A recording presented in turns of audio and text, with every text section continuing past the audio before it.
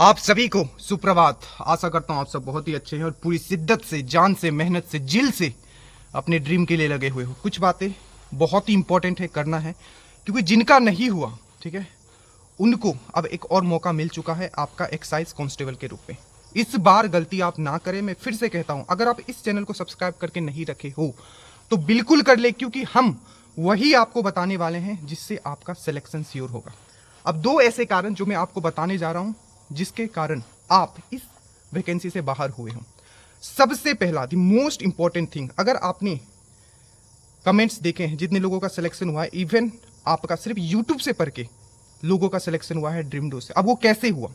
देखिए, आपने जो सबसे बड़ा गलती किया, इजी एंड मॉडरेट क्वेश्चंस। अगर पूरा पेपर को देखोगा, मैं बाहर से रह के हवाबाजी करने वाला नहीं हूं, ठीक है, ये हमेशा कहता हूं, जो चीज हमने कर रखा है वही हम आपके सामने रखते हैं। तो पेपर अगर आप पूरा देखोगे तो पेपर टफ था, ठीक है, आप कंफर्म मानो पेपर टफ था बिहार पुलिस के लेवल से।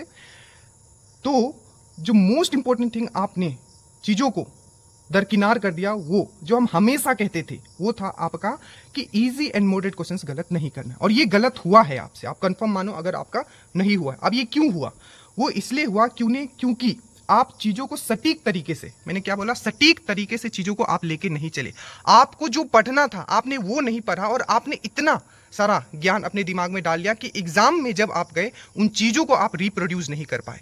तो अभी बस इतना आपको दिमाग में रखना है कि इतना बड़ा अपॉर्चुनिटी मिल रहा है और उससे अच्छा बेटर कुछ आपको चांस मिल रहा है। तो करना ये है कि सबसे पहले अपना सोर्स लिमिट कीजिए कि मुझे ये पढ़ना है और इसी हिसाब से मैं इसी को मल्टीपल टाइम रिवीजन करूंगा या करूंगी, ताकि मेरा इजी एंड मॉडरेट क्वेश्चंस मेरा गलत ना हो। ठीक है, वो कैसे होगा? तो PYQ के हिसाब से अपने आप को प्रिपेयर करना है। देखिए, एक सिंपल सा चीज मैं आपको बताता हूं। आपको पता है कि क्लास 10 NCERT से क्वेश्चंस बहुत सारे आए थे, ठीक है, तो आपको उस पर कमांड करना पड़ेगा। आप देखो, जो टीचर जितने भी है, ठीक है, टीचर को भी अब अपडेट होना पड़ेगा, ठीक है, ये बहुत इंपॉर्टेंट चीज मैं बता रहा हूं। आप एक बताओ, आपके बहुत सारे क्वेश्चंस ऐसे आते हैं जो डायरेक्टली बायोलॉजी से पूछ लिया था कि मेंडल ने जीन को क्या कहा था, तो फैक्टर कहा था, या आपका जनरेशन वाला क्वेश्चन सब पूछ लिए गए थे। ये सब कहां से? डायरेक्टली NCERT से।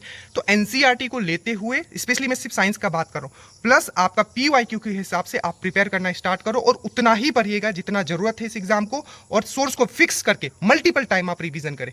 इजी एंड मॉडरेट क्वेश्चंस गलत नहीं करना है, सबसे पहला पॉइंट। और ये कैसे गलत नहीं होगा? जब अपना सोर्स फिक्स कर लीजिएगा और उसको मल्टीपल टाइम आप रिवीजन कीजिएगा। अगर 50-55 भी लेके आएगा तो आपका आराम से हो जाएगा।